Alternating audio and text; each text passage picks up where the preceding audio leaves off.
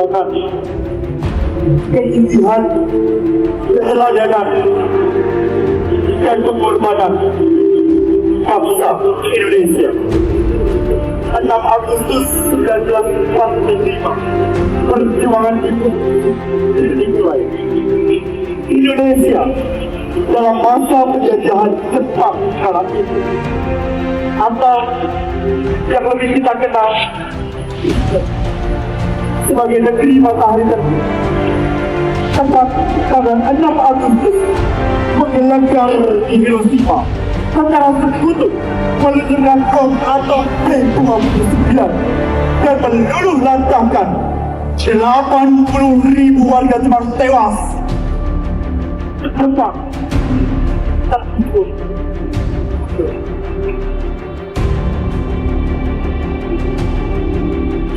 7 Agustus 1945, kabar tentang jadinya bom di Hiroshima menjadikan Jepang lemah dalam perang dunia kedua dan terdengar di tanah air.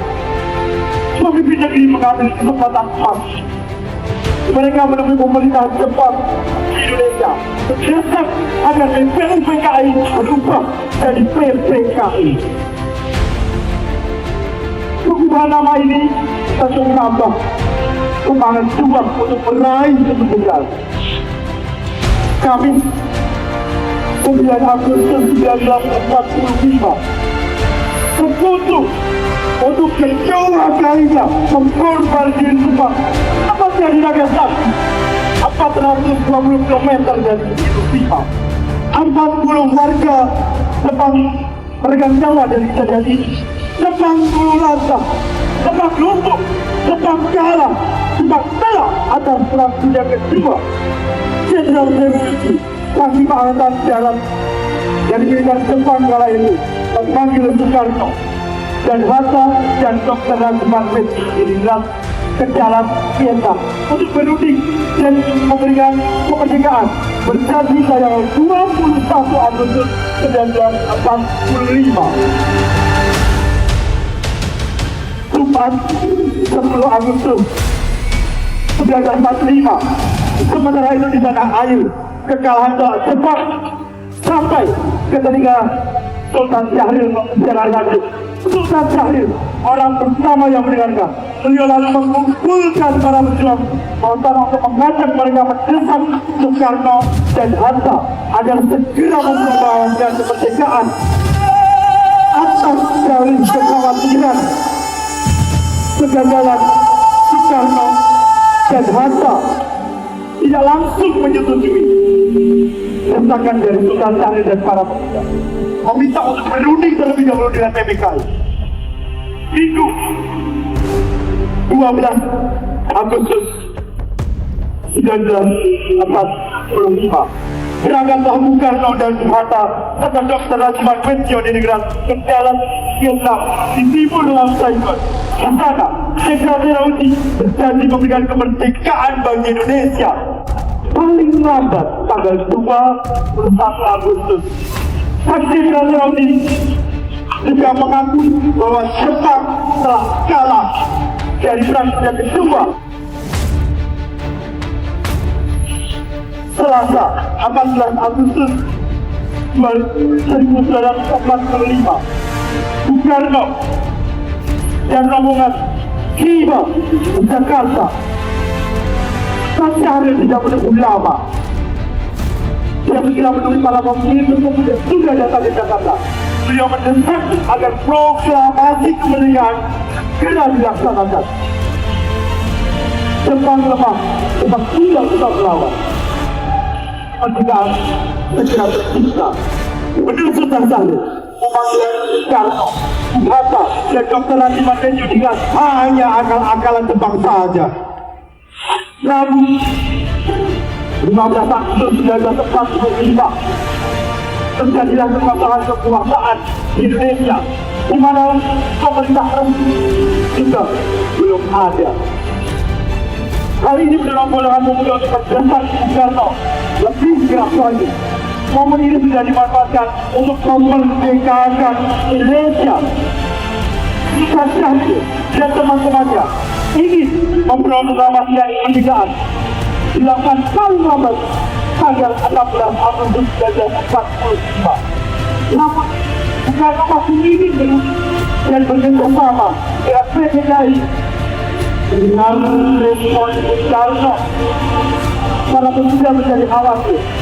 Bahkan dalam rentang waktu tersebut cepat mempengaruhi komitmen dan cepat berkegiatan.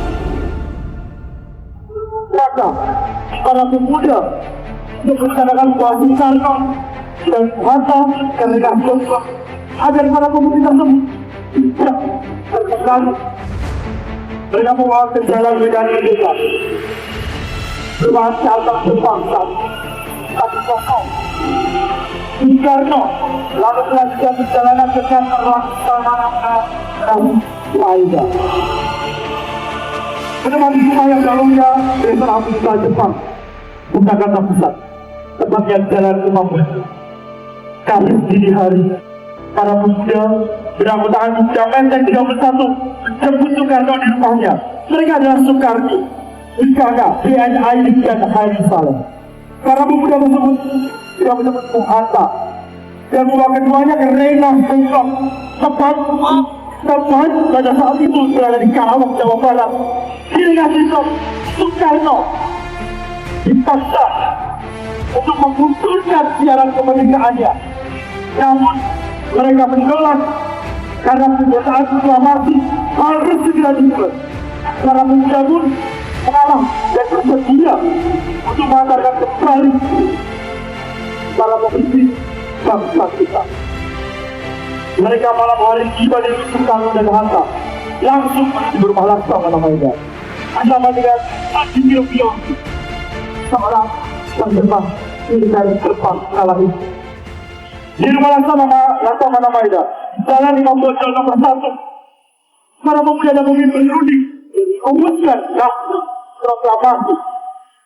Mereka adalah Soekarno, Hatta, Ahmad Subarjo, dan saksinya yang kita BM dia Bangsa Sugio.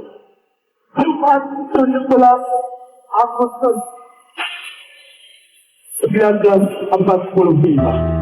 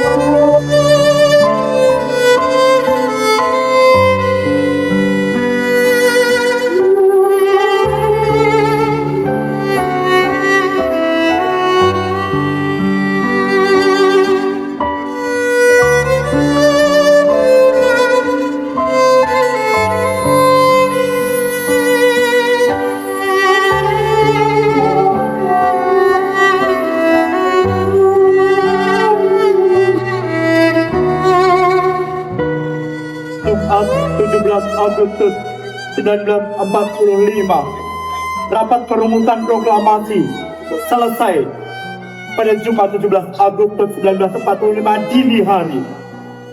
Para tokoh sepakat bahwa perencanaan proklamasi diadakan di rumah Bung Karno di Jalan Pegangsaan Timur nomor 56. Para pemuda dan Ibu pun pulang untuk mempersiapkan Ibu Fatmawati, istri Bung Karno, menjahit kain merah dan putih sehingga lahirlah Sang Saka Merah Putih.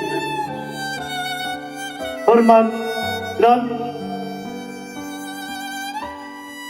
tegak dan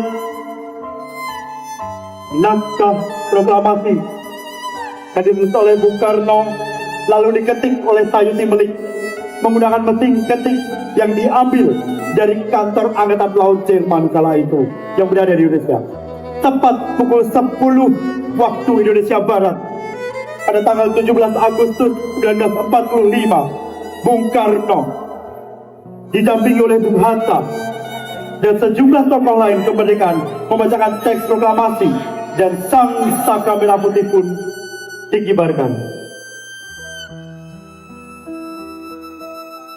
Inilah momen kelahiran Indonesia yang merdeka. Proklamasi kami bangsa Indonesia dengan ini menyatakan kemerdekaan Indonesia.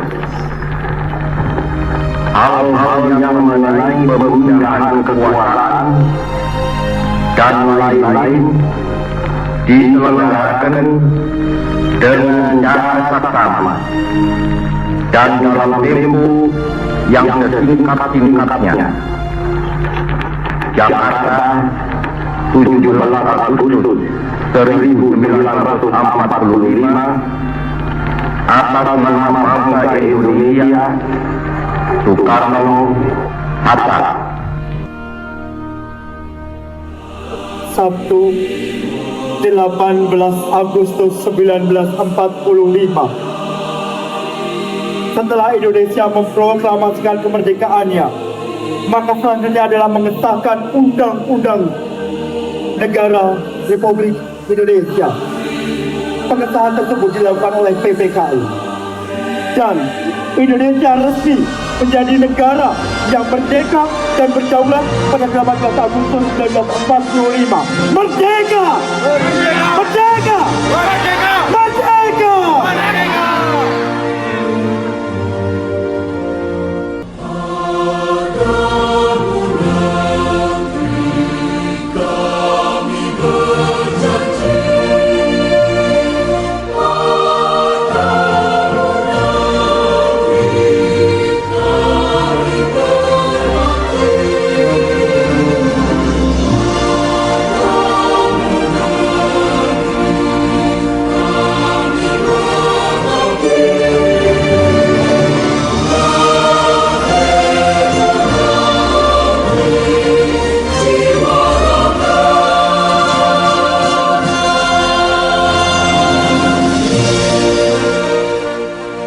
Sekian kilas balik dari kami. Assalamualaikum warahmatullahi wabarakatuh.